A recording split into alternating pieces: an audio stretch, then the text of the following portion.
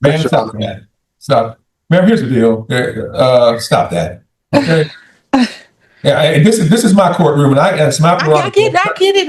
I'm trying to give a fair amount, and do both of you solemnly swear or affirm the testimony you're going to give this court today is the truth, the whole truth, nothing but truth, so help you. I do.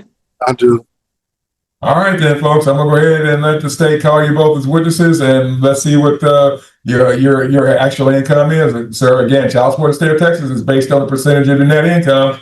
So the more you earn, the more you technically have to pay in child support. So at this time, and that's based on the number of children we have before the court today, the number of children you are to pay child support for or have as legal dependents other than this one. And based on the amount, it sounds like there's at least 2 or 3 more out there somewhere. So, but I'll let the state tell the court what their math is and what they're basing everything on at this time. But this time, Ms. Bexley, you can call your first witness. Thank you. Yes, Your Honor. I'll call Markeisha Gary. Ms. Gary, will you state your name? Markeisha Gary. Okay. Do you have access to private medical or dental insurance for Janiyah? I can't afford it. I have it for my job, but I can't afford it. How much does it cost? I don't know right off because I have to wait for open enrollment to even figure that out. How much does it cost for just you? I pay $170 a month.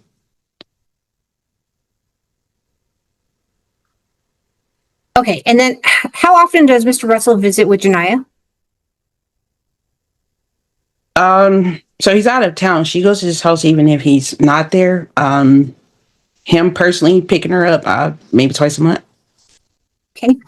Does he provide any additional money to you besides the child support? Me, no. I'll pass the witness, Your Honor.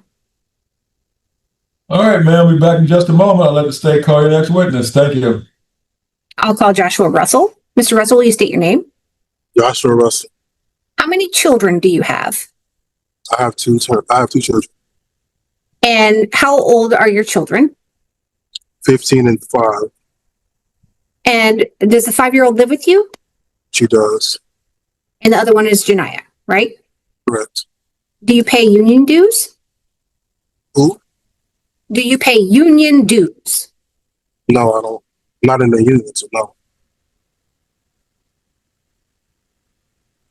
Do you have private medical insurance available for Janiyah? No, I do not.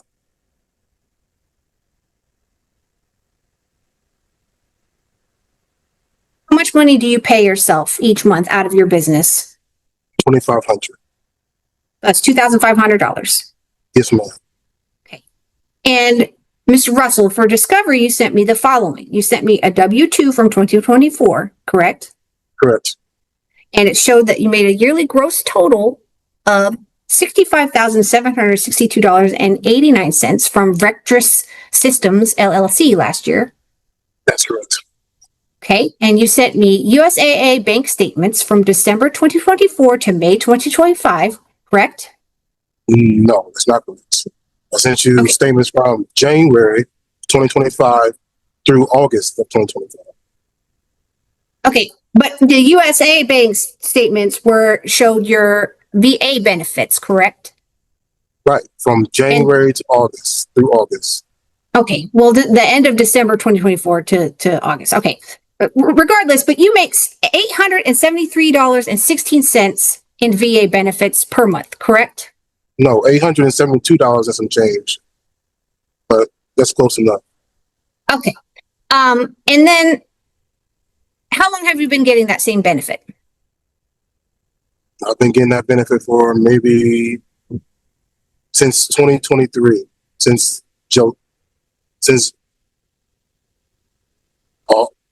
August or September of 2023. Okay. And then the Navy Credit Union business account bank statements were January 2025 through August 2025, right? That's right. And there's 8 statements total. Right. And this business account is for JM Lanes LLC, right? That's correct. That's correct. And that's your shipping business. Correct. Okay. And then you also sent me Navy Credit Union personal account statements for your personal account, and there's 8 of those, right? For the same months. Correct. Okay. And so the way that you do your business is you transfer your money from the business account to your personal account. Is that true? That's correct. And then you transfer the money out of your personal account to your credit card, correct? Correct. Okay. So the deposits that are in your business account are the money that's coming in for your business, right? Correct. And the transfers are the money going out. Correct. Okay. And so if I add up all the money coming in since January the 1st, 2025, your business made $106,796.15, correct? That's correct. Okay. Let's talk about what you did not send to me. Okay? You didn't send me the 2024 tax return that showed $90,000 in income, correct? Because I don't have it. I don't have $90,000 in income for 2024. Okay, but Okay. that wasn't the question. The question was, did you send her the income tax return for that year? I did. She got it for $65,000. She read that off. That is a W-2, sir. It's not your tax return. Well, I didn't make $90,000. My W-2 is how much I made. Okay, but your W-2 did not include your benefits from your VA benefits. So that's not part of your tax return, All right. correct? Okay. Okay. You didn't send me the profit and loss statement that shows your business expenses for 2025, correct? Correct. You didn't send me the credit card statements to show what that money is going to be paid to, did you? No, ma'am, I did not.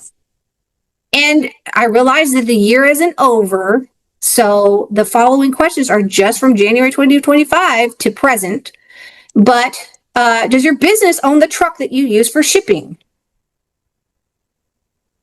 Technically, no. Technically, I own the truck. It's in my name because I couldn't buy it in my business name. Okay, but you didn't provide me any evidence of how much your truck payment is, right? It's in the bank statements that shows I pay $1,036 every month for my truck.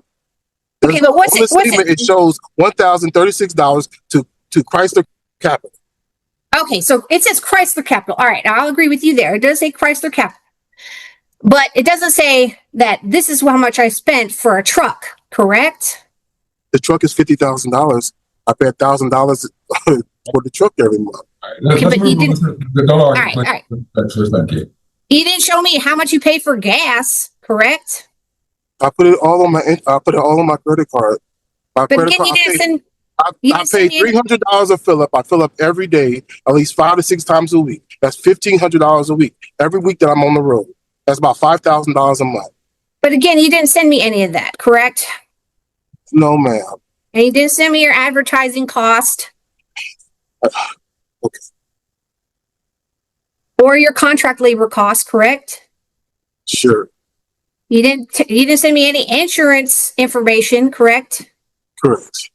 Or any employee benefit programs. I don't have any employee benefit programs.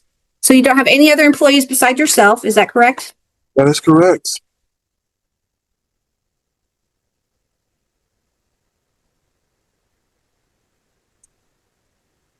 Right now, you're currently asking me to pay. I'm sorry, go ahead. And you didn't send me any evidence of office expenses or supplies, correct?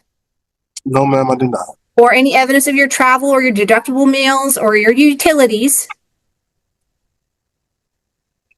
correct? Ma'am, all I sent you was all my bank statements. I sent you every dime I made in the past year. But not how much goes out. You have to send me how much goes out as well. Yes, ma'am. Okay. And then if you divide $106,796.15 by 8 months, the average gross income your business makes is $13,349.51 a month, correct? Correct. And that's not even including your VA benefit. Okay. So I will pass the witness, Your Honor. All right, then. All right, Ms. Baxter, what did he send you then? Sir, when you usually got served with this copy of your paperwork, there's a litany, there's a list there of what the state was requesting as far as discovery is concerned. And I know you're not a lawyer, you don't get this, but under the rules, you have to provide them with that paperwork in accordance with their request for disclosure and for discovery. And if you don't, you technically really can't testify to what you actually earned, sir. I mean, it's one of those traps that lay people fall into because they're not lawyers. A lawyer would know that if you don't send it in, you can't talk about it. So, but at this time, sir, the court needs to know, did you file, I think the testimony was you did file for 2023, correct? The approximately 20. I have not been able to file my 2023. I've been trying all year. You had filed 2023 or 2024? I sent the 2024 W-2 in. It has not been filed yet. All right. And all right, let's back up. Did you file in 2023, sir? I've tried to file for 2023. I have not yet finished filing for 2023 because the company I work for messed up the taxes on my 23 statement. Okay. In 2024, you have not filed either? No, sir. No, Your Honor. All right. Did you file and ask for a extension of your 2024 taxes of this year, sir? Yes, sir. Yes, Your Honor. All right. I know they keep changing this around.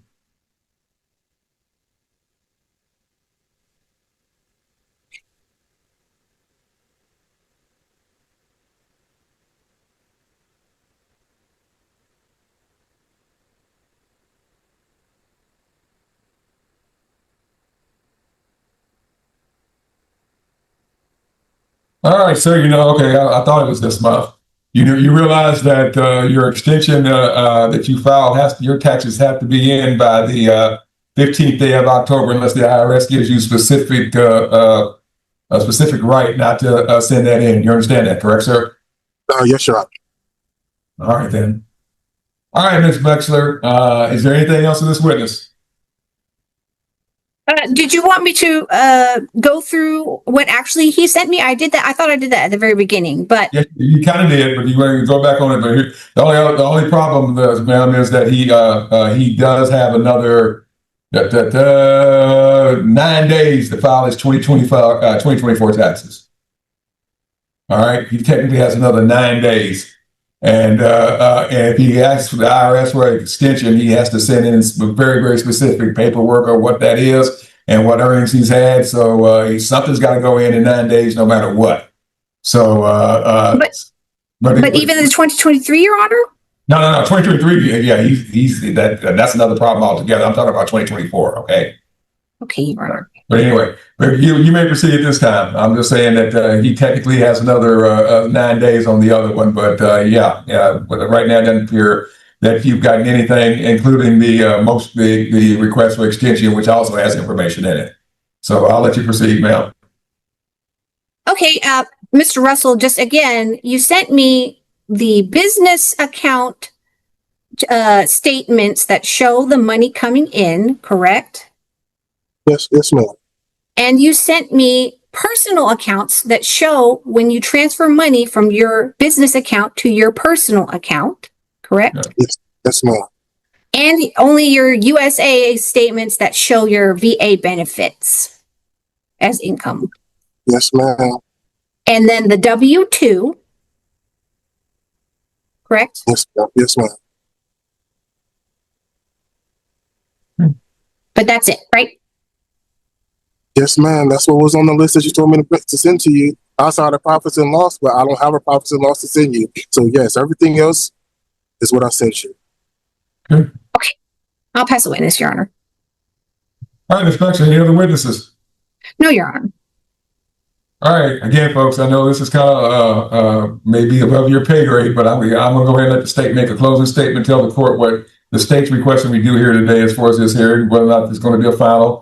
And then I'll give you both the opportunity to tell the court what you're asking for and the reasons for it, because you're technically your own legal counsel or your own legal reps in this matter. So I'm going to go ahead and let the state tell you what they're looking for, and then I'm going to go ahead and let, if Mom has anything, if Ms. Gary has anything she wants to tell the court, she can. And then, sir, I'll let you be the closer on this one and tell the court what you want and why you think that's fair. So at this time, I'll start with the state, and we'll take it from there. Okay, Ms. Bexler, you're up. Okay, Your Honor, I just believe that the child support should be $1,524 per month starting on April the 1st, 2025, which is when he was served. $200 a month for medical support starting April the 1st. 5,200, I'm sorry, 5,500, what? I'm sorry. 1,524, Your Honor. Okay, thank you. For child support, and then 200 for medical support. And that's just because it's a cap, Your Honor. Right. And I did not want to go over 9% of his income for the medical support. It's usually 4.5 when y'all do when there's another child. If you use 9 or 4.5. I did less than 4.5, Your Honor, thinking that maybe, yes. Okay. All right. And the start date you're requesting again is the first day after service. And what was that, please? He got served on March the 20th of 2025, Your Honor, I believe. Let me look. Of course, the service document is not opening. Oh, wait, here it is. Yes, it says he was served on the 20th day of March 2025. So April 1. Oh, no. Actually, that's the return. Oh, I don't know, Your Honor. It's in the file, though. Okay, I'll check that out. But regardless, it would still be April okay. Because it says the 11th day of, that's when he received it. Okay. So he received it on the 11th day of March 2025 and then served it on the 20th day of March 2025, Your Honor. Got it. So it would be by April 1st of this year. Got it. Thank you. Right. And no arrears because he's not in arrears, Your Honor. Correct. Although if you would like to see the FINA, I do have that available. Okay, well, I'll ask you to go ahead and do a screen share on that, and I'm going to have it admitted, and then you'll need just to go ahead and send that in, and I'll have it placed in the file. All right, but they'll show that he's current on his child support. Thank you. Okay, Your Honor. Please review my screen share, Your Honor. Right. Review FINA for Mr. Joshua Russell and Markeisha Gary, and then at the bottom it says minus $220.64, Your Honor. So he's in a little bit of future pay. So at this time, Ms. Gary and Mr. Russell, this is the financial activity report. In other words, the accounting of the child support that is owed in this matter and been paid in this matter. It shows that Mr. Russell is a little bit ahead at this time. So is there any legal reason this should not come into evidence at this time, Mr. Russell? I don't know what this means. So, it means you don't owe any money, sir, back child support. Yeah, well, that's fine. Okay. Ms. Gary, any objection, ma'am? No, I just know that based on the temporary order you did, technically he does for the first month of October. October is not technically late, ma'am, until the 31st day at midnight, okay? He has the entire month to pay that. Okay. No, because when I looked on it, I was just trying to get the clarification how it works, because normally in my system, because I look online every month to check it, it normally shows on the first, but it shows that he doesn't owe anything because of the temporary order. Okay. All right, man. Well, right now, this shows that he's not in arrears. That's what I'm looking for, because otherwise he owed you a substantial amount of back money. We would take care of that today, but right now that's not what we're looking at. We're only looking at the amounts going forward. So is any reason this should not come into evidence, ma'am? No, that's fine. All right, so Ms. Bexler, this is State's Exhibit 1, and it is admitted. And like I said, please print that out and send it over to Belinda as a PDF. Thank you. You may. Yes, Your Honor. That's all, Your Honor. So you may proceed with your. Okay, so nothing else in closing, correct, ma'am? No, Your Honor. All right, Ms. Gary, is there anything you want to tell the court in closing, ma'am? No, I know. I'm just tired of having to take off work to come here to try to get some assistance with my daughter. He underpaid for so many years, and there's no extra that I'm being given to take care of a 15-year-old child. Okay. All right, ma'am. Again, the state's asking me to go back to date of service. That's in strict conformity with the Texas Rules of Civil Procedure. I'm allowed to do that. So I'll take that all in consideration at this time. All right, Mr. Russell, here's the deal, sir. Now you get to make a closing statement, closing argument. And I'm probably going to take this under advisement for ruling on the first day of court after the 15th of October. In fact, I'm probably going to make it that next week. Everything, it's going to start either the first day of November or the first day of April in my ruling. So those are the two choices I have. So it doesn't matter. So long as I make the order on it before the 31st day of October, that will control. So that will give me time. But sir, that will give you a certain amount of time. I'll probably give you a whole week to get a copy of your 2024 income tax return into the state, or the extension pleadings, extension form that you have to fill out, which includes data on what your earnings are. To the state on or before that date, I make the ruling. because I want to be in compliance with what the law requires, and to give you any other opportunity to update your financial circumstances based on what you tell the She walked into court demanding a huge share of the assets, but she clearly wasn't prepared for the judge's reaction. During the divorce hearing, the ex-wife presented a long list of demands, insisting she deserved far more than the other side. She expected the court to simply accept her claims, but the judge started asking questions about the financial records, property, and legal basis for each demand. One by one, the requests came under scrutiny. When the judge realized that several claims weren't supported by the evidence, the courtroom became tense. The judge made it clear that divorce court isn't a place where one person can simply demand whatever they want. Everything has to be supported by facts, documents, and applicable law. The biggest lesson? Confidence doesn't make a claim legitimate. Evidence does. Do you think the judge went too far, or was the reaction justified? Let us know in the comments, and don't forget to like and subscribe for more courtroom stories.